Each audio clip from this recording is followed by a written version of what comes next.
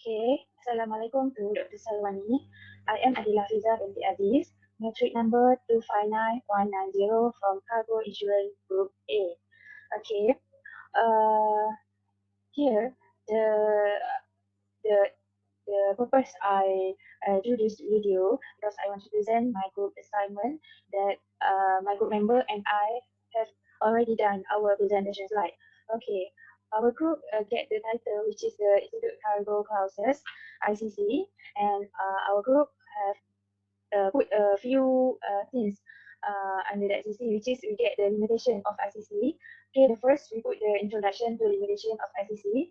Second, the explanation of limitation ICC, and the third, we'll also put cases of the clauses of the clauses that related to the limitation of ICC. Okay, okay, this my group mate will present this.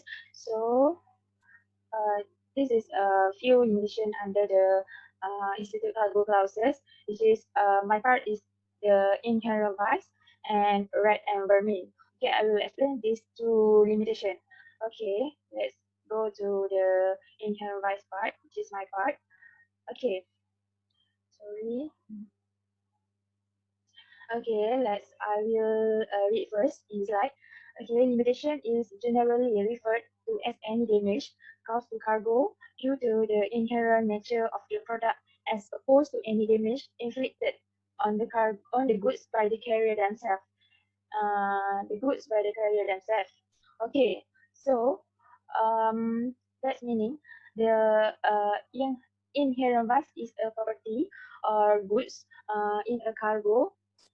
uh, Inherent vice is meaning inherent vice, or the other name is known as the nature of the subject matter. It is meaning a property or good in a cargo which causes or is liable to cause loss or damage to the cargo without any accident occurring. An example, the spontaneous combustion, and it is always excluded by the insurer of the cargo because of its inevitable nature, or in simple word, inherent is known as a quality in a cargo which can give rise to a loss automatically in a certain circumstance, even without the operation of an insured peril. Okay, so here we can understand that inherent vice is because of the peril due to the internal factor of their own subject nature of internal factor that cause the loss or the damage. If so, if it caused by the internal factor or the nature of the subject matter, nature of that good, such as the fruit, uh, it has a their own subject nature that they will deteriorate themselves, even though you put anywhere. Because of their internet and the nature of the subject matter, so at the end, they will deteriorate by themselves. Okay, so if that costs, it means the claim cannot be covered. But if it caused by the fire external, it can be claimed. It means if it caused the damage or loss caused by the external factors such as fire, the atmosphere, so the cover can be claimed and can be successful cover. Okay. Next, let's see. Okay, next let we see a few cases that relate to inherent vice, which is the first cases. The first cases is here. Okay, sorry. First cases is here, which is case one, soya GmbH, common the cell shaft versus white. These cases is failed to cover. Okay, but why? Okay, in these cases, the cargo, which is soya bean, was insured against heating, sweating, and spontaneous combustion risk, but it arrived in heated and deteriorated condition. And finally, the insurer denied liability, saying that the proximate cause of the damage of the soya beans was inherent vice or nature of the subject matter. I will tell a few short story about these cases, which is soya GmbH. common did just shaft versus what? Okay, this is the cargo, which is has the soya beans inside, was insured against heating, sweating, and the spontaneous combustion, but it arrived in a heated and deteriorated condition.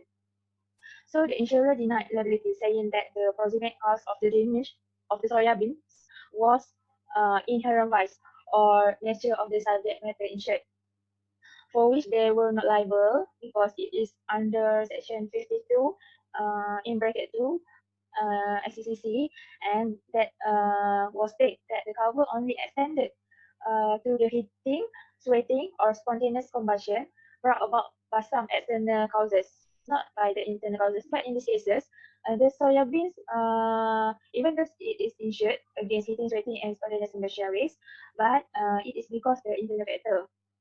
So the insurer denied the liability because it is internal. But if it's soybean damage because of heating, sweating, and spontaneous combustion due to external factor, so the liability can be cover that damage or loss. Okay, for which so the insurer denied the liability, saying that the proximate cause of the damage was inherent vice or nature of the subject matter insured, for which they were not liable under Section 52 in bracket 2 under CCC. Okay, so as a method of construction of the policy, did otherwise provide within the meaning of the opening words of Section 50, not Section 55 in the bracket 2 under ICC, so that plural of heating, sweating, and spontaneous combustion arising from inherent vice or nature of the subject matter insured were covered. The fact, so so these cases is failed to cover because the damage or loss is due to the internal factor.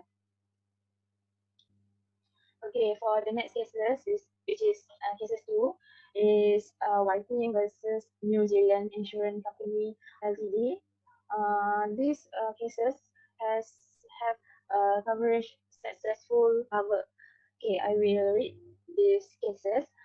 The health moved due to moisture atmosphere. It is natural incident and insurer can prove it because of internal factors.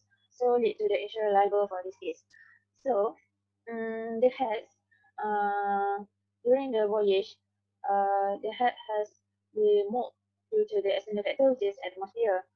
Yeah, it is a near natural incident, but the insurer cannot prove it because of their external factor, which means the insurer cannot prove that the loss or the damage of the heads is the because the internal factor of the head themselves.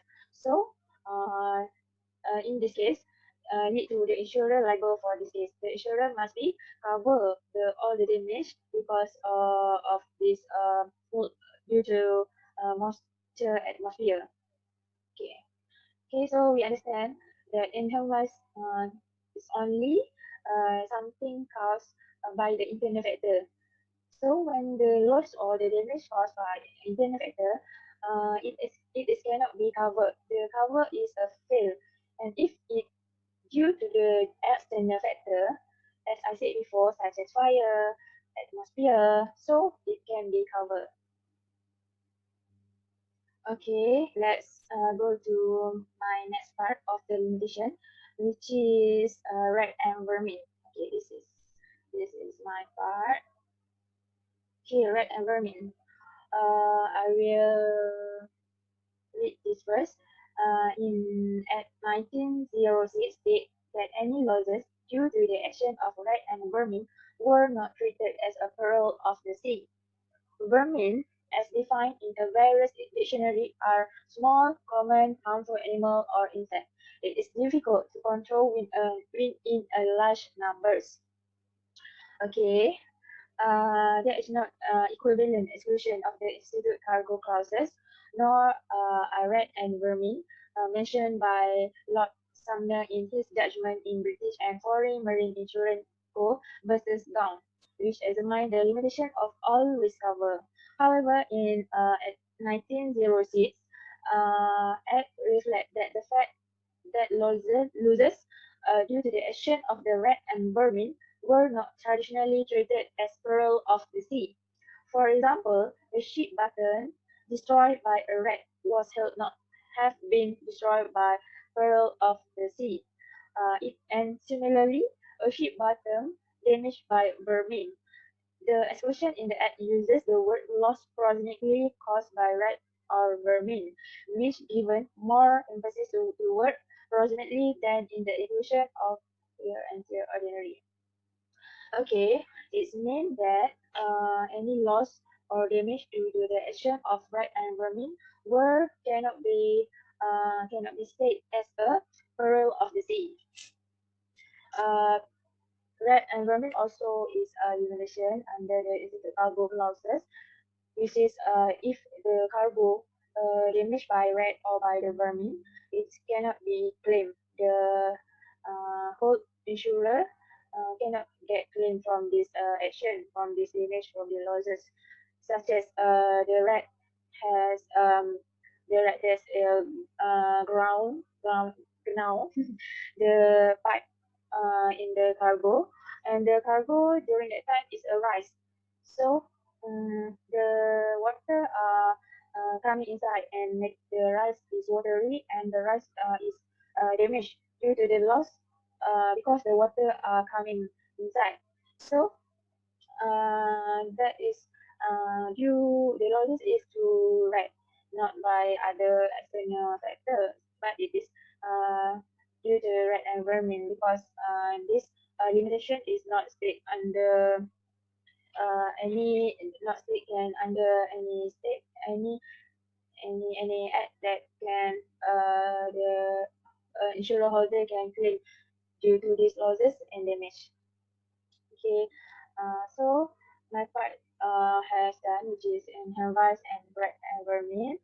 Um, so here we understand in this limitation of institute cargo clauses, um, it's more to something that we cannot cover, that we fail to cover if we cannot show the burden of proof. So in a simple and inherent rights is the um, so due to this we must understand the rule of thumb, which is for inherent rights the rule of thumb is the external causes that cause the make cargo is damaged and losses, so it cannot be claimed. Okay, so that's all from me, and that's all from my part. And thank you, Doctor, for teaching me. And yeah, okay, bye. Assalamualaikum.